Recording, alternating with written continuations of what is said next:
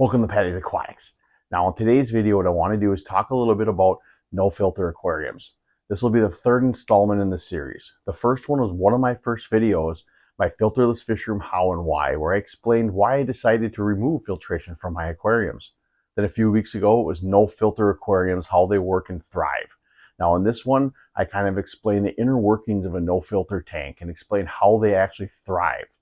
And then this one, what to expect after removing filtration from your aquarium. I'll go over everything within my experiences that happen after you remove that filter.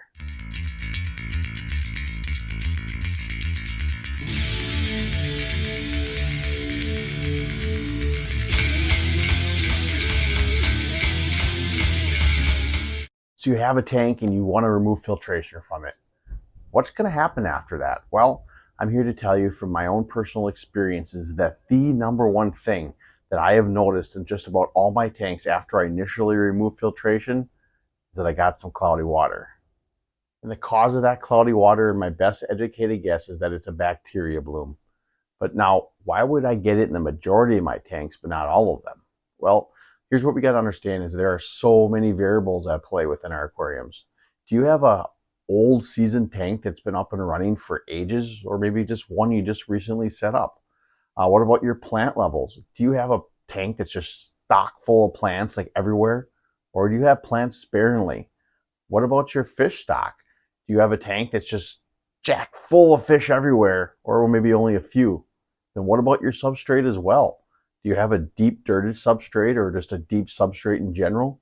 Or do you maybe only have a substrate that likes to get inch thick? These are all variables you got to think about when trying to figure out what's going on with your tank, because it can differ from tank to tank. And that's what I'm getting at today. If you look back at one of my old videos, removing filtration from my aquarium, when I removed filtration from my 75-gallon aquarium, I got cloudy water. But it only lasted for like a day and a half tops. And it was just a little bit of a haze. But that tank was up and running for at least 3-4 years, and it had a deeper substrate. It wasn't dirted, but it was about 2 inches of substrate and had lots of plants. But now if you look back at one of my first aquariums, my 20 long, when I just set that one up and removed it, I fought cloudy water in that tank for probably 2 months. Now this tank had just recently been dirted at the time. It didn't have many plants or fish. Now as these plants started to propagate and grow and fill in the tank, and these fish began to breed, that cloudy water began to dissipate. It's all about balance. Balance is very important. A great analogy I can think of is think of an aquarium with filtration as a bicycle with training wheels, and those training wheels are the filtration. Now you can ride around town all confident and secure, knowing you're never going to fall off, you're never going to hurt yourself, and you're completely balanced because you have that safety net of those training wheels. Now what happens when you remove those safety nets, when you remove those training wheels or filtration? Well, you're completely unbalanced, right? You don't know if you're going to fall off or not. It's not until you find that balance do things start to right themselves. Now, it's the same thing that's going on with these aquariums. Because you remove the filtration, you unbalance that aquarium. Now, it's just going to take time for it to right itself. Now, those variables I mentioned earlier can play a key role within that. Now, if you're a tank that is seasoned, like I said, or you have lots of plants and lots of fish, that imbalance may not last as long. Or if you're a newly set up tank or you don't have much stock or plants, that balance might take a little longer to get to. It's all a matter of time and patience is very key.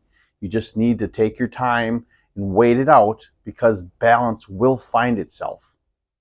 So the next thing I want to talk about that I've noticed in my tank since I removed filtration has been the emergence of algae.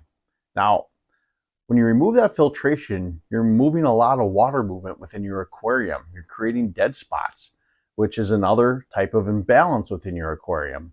Now, when you have these imbalances, other things can thrive, and algae is one of them.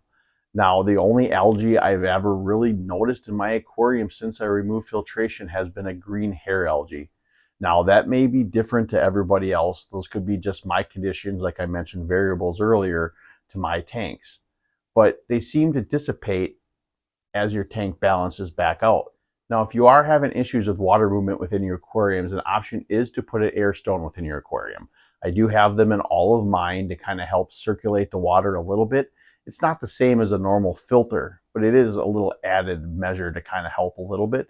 But if you decide not to add that air stone, some things to keep in mind are, if you do use a heater, depending on where you are in seasons, like I'm in Wisconsin and all my tanks are in a basement, my water temperatures usually get down into the lower 60s in the winter here. So I like to have that air stone right by my heater to kind of help circulate that heat everywhere. But if you're not doing that and you're in a situation I am, I highly suggest that you put that heater as far down to the substrate as you can, because otherwise you're going to have a warmer pocket of water at the top and then cold at the bottom. So it'll help circulate that a little bit. Another thing to look out for if you are not using an air stone is, if you're just doing this, keep an eye on your fish. Make sure that there's no signs of oxygen deprivation. I had that in a couple of my tanks when I fully removed oxygen from them. I had a couple tanks where the fish were struggling. Now, again, there's lots of variables within it. How many plants do you have in there? Do you have a cover on your tank or not? These are all things that can come into play. So just be mindful of that and keep an eye on it. Now, what if you are using an air stone, but you're still not getting that water movement that you want in your tank? I can say from my own personal experience, my 75-gallon tank with my puffer, that air stone just wasn't cutting it. I'm still getting algae on my plants.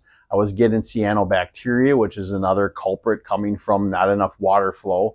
And I was getting the waste to be able to just pile up in areas. So what I did was, I had a small wave maker that I had from years ago, and I put that in that tank in a corner. I have it pointing towards the surface, and it's creating a circular motion of water throughout that tank and creating a lot more movement.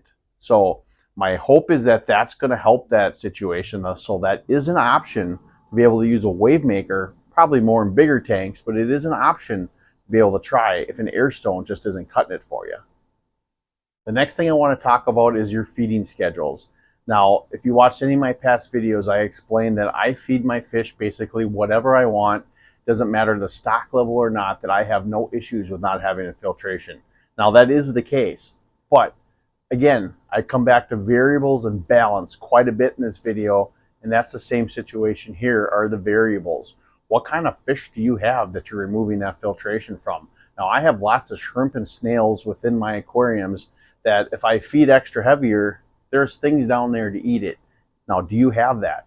Now, if you have a tank that doesn't have any fish that are bottom dwellers and you are heavy feeding, you got to keep that in mind when feeding, because otherwise that waste will sit there and pollute your water, because you no longer have a filter that's going to be filtering that water for you besides just the plants. So just a thing to keep in mind. I guess to wrap up this video, the biggest thing I can tell you of what to expect after removing filtration from your aquariums are the balance and the variables.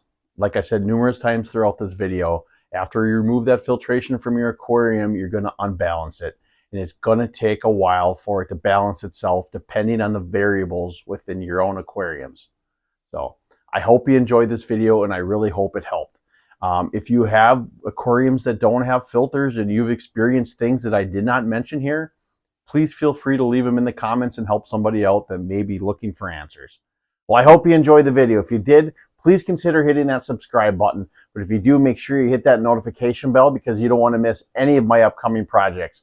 I have a lot of cool things in store regarding dirted tanks, regarding different projects and series that I'm working on. So, as always, remember to think outside the box and take a step back into nature.